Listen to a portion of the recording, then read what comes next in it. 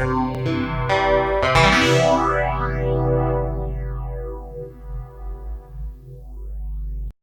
afternoon and welcome back to our Dharma Day celebration.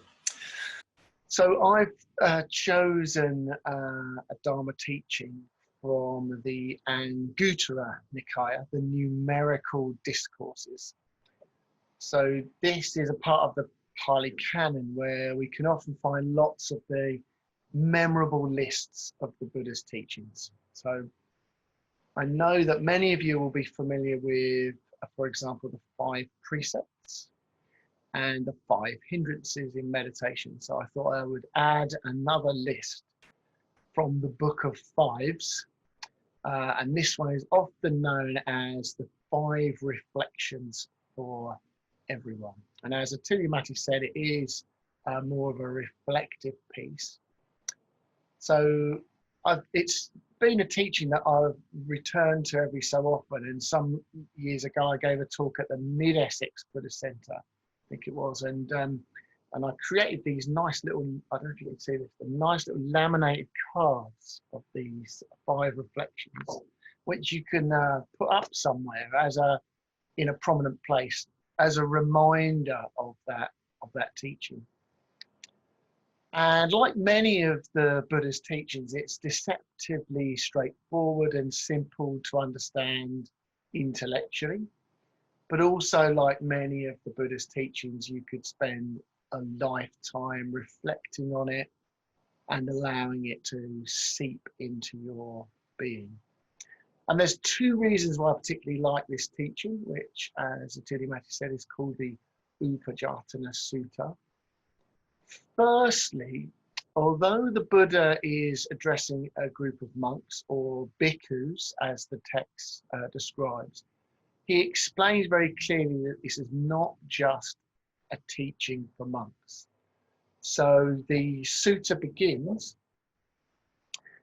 bhikkhus, there are these 5 themes that should be reflected upon by a woman or a man, by a householder, or one gone forth.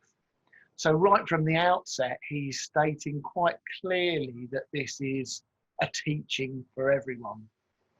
Secondly, for me, this sutta gives me faith in the path.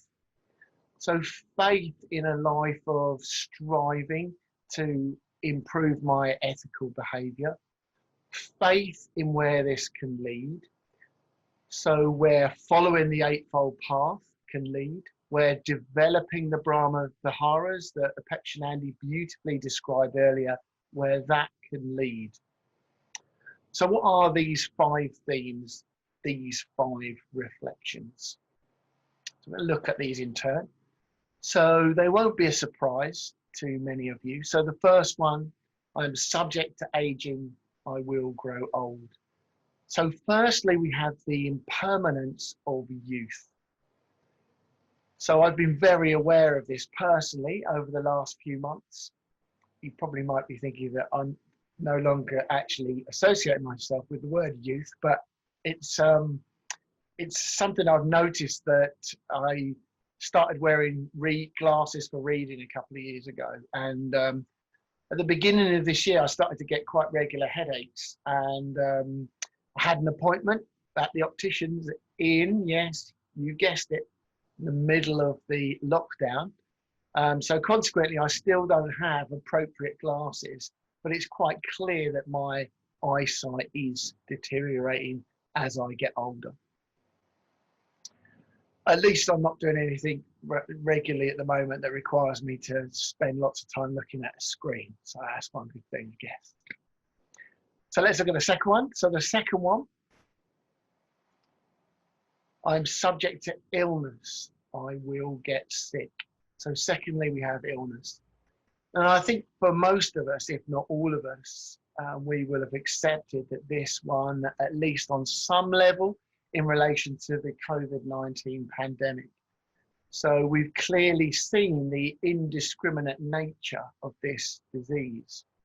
But it's also sometimes easy to forget that we can get sick when we're feeling healthy, when we're feeling fit and well. So sometimes we just lose sight of the impermanence of our health. So next, following on, I am subject to death. I will die. So again, not something new to many of us who have been coming along to classes regularly, but being aware of our own mortality, being really aware, is just not that easy. So during our recent Sanguinite series, I was reminded at the class yesterday, Sthiranāga has been expertly guiding us through the Satipatthana Sutta. And that includes a very simple reflection that this breath may well be our last. And again, intellectually, we can understand this. Clearly, at the point of death, we will breathe in, breathe out, and not breathe in again. But it's very hard to truly believe that. So again, the impermanence of our life is a difficult teaching to truly realize. And these first three reflections of our youth, of our health, and our life can be quite intoxicating. We can actually get quite carried away with these and begin to rely on them. We begin to depend on them. And in a way, we can begin to unconsciously believe that they will continue forever, that we will continue forever. So that starts to set up a resistance to change. So the fourth reflection, this one concerns our separation from the things we love. And I'm sure that we've all felt this during the last few months.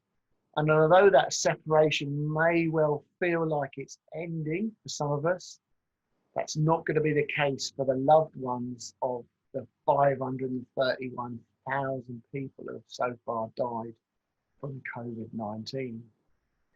But it also, this reflection also points subtly to the first noble truth, which Amalekati brought in his talk this morning. And that's the fact that this life involves suffering. It involves unsatisfactoriness. And this is because we desire, we crave, we even lust after things that can never truly bring us permanent happiness or satisfaction. And the fact that one day we will be parted from whatever it is we have become attached to will ultimately bring us suffering. So the fifth and final reflection relates to our actions and the consequences of those actions. Whenever I talk about karma, I often use this description from the Buddha. And what it does for me is to underline the crucial nature of our actions, how our current situation is shaped by our previous actions, and how our current actions will create the future that we will experience. And I use the word shaped because actions aren't the sole determinant of our future, but they do have an important impact. And as the last line of this reflection says, whatever I do, for good or evil, of that I will be heir. So we will inherit the consequences of our actions. So like many of the Buddha's teachings, he goes on to explain the importance of what he's just described. For the sake of what benefit should a woman or a man, a householder or one gone forth, reflect thus? When one reflects upon these themes, the intoxication of youth, the intoxication of health, the intoxication of life, the desire and lust in regard to people and things that are dear and agreeable, and misconduct of body, speech, and mind are either completely abandoned or diminished.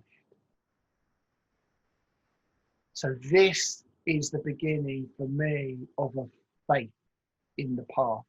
The idea, the thought that my attachment to these things will be lessened. The attachment to things that will not give me permanent satisfaction will be loosened, has a real appeal for me. But then the Buddha adds a further reason, which I think brings us back to Apakshanandi's description of the Brahma Viharas. When someone reflects thus, I am not the only one subject to old age, illness, death, being parted and separated from everyone and everything dear to me, being subject to karma. The path is generated.